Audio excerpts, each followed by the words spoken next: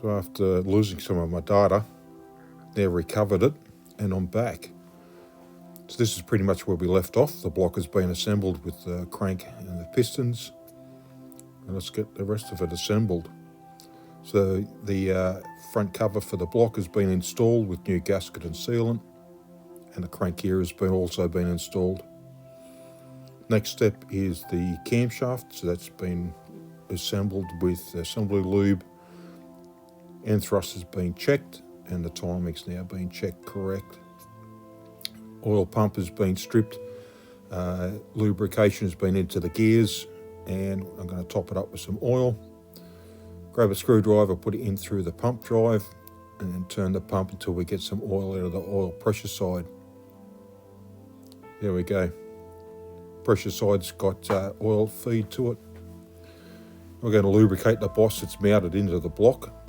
That's got sealed threads so the oil can't pass up the threads and leak out the side of the block. And we'll introduce the oil pump. So we'll install the oil pump through the surface. It's been lubricated. Now we'll hunt down some hardware. The banjo fitting. A couple of gaskets that we need for that. And that's the pressure feed that goes from the pump to the block. That's a mounting bolt.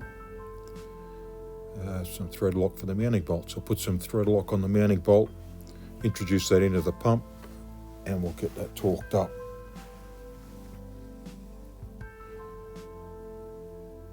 There we go, tight. Now we're going to go and find the adapter that goes between the oil feed pipe and the block. That's it, we have it there. Some thread sealer. So we'll just run some thread sealer around there. This is a tapered thread, so it'll tighten up as it goes in, but I always like to make sure it's sealed. So we'll install that into the block and get some tension on that.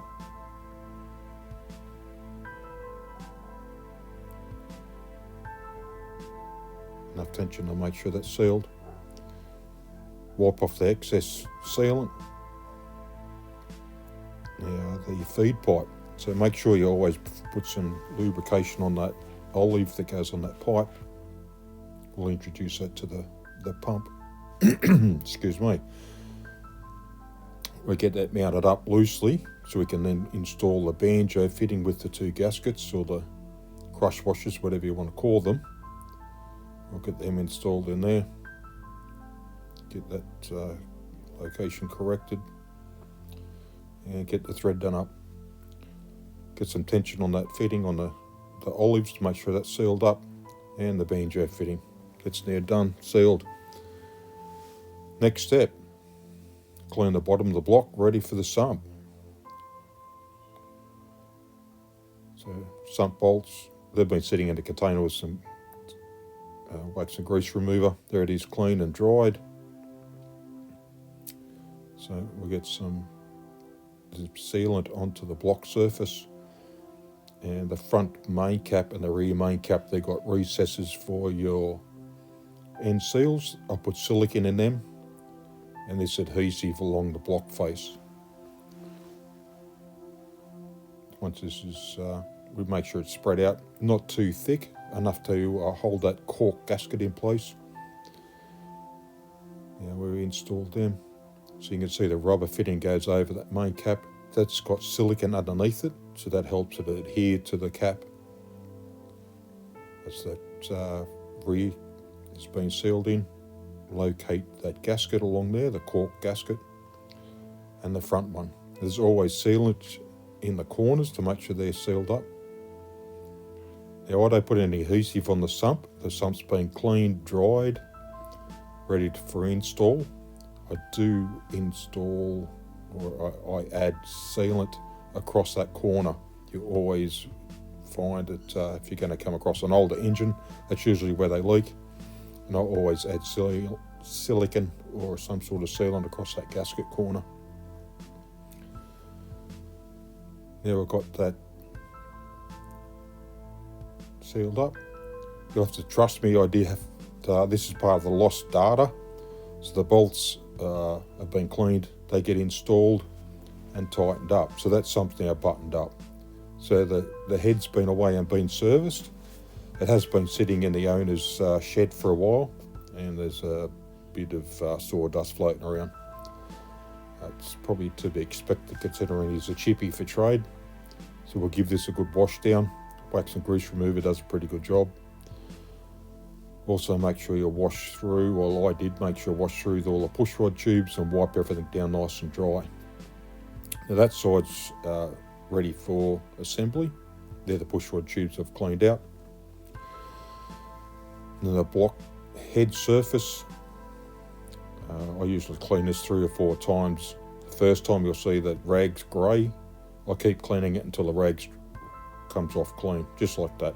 Now that's ready for assembly. I'm pretty happy with that cleanliness. Next is the block. I do the same trick with that. I wipe that down multiple times, probably 2 or 3 times until that rag becomes clean. This is the last, I think this is the 3rd wipe down.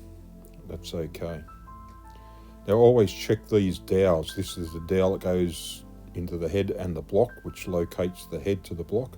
Just confirm their depth, especially after machining. The head's had some material removed. So you measure that depth, note the depth, also then check the block as well. Take that measurement and just make sure that there is enough clearance between the dowel and the head once it's installed, so this doesn't hold the head up off the gasket. So there's the gasket installed.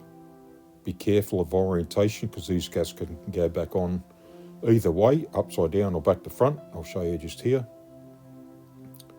Everything lines up except for 2 galleries. Your oil gallery is in the wrong location, and the oil feed is in the wrong, oil return, sorry, is in the wrong location. So once it's fitted, head goes on. Follow the instructions by the manufacturer's instructions for the head gasket, and they'll have probably a minimum of 3 tensions. So we'll tension this down. So I might have to leave it there at this moment. So that's pretty much ready for the top end assembly. Don't forget to lubricate the valve seats. And at this stage, I'll see you for the next episode. Thanks for coming along.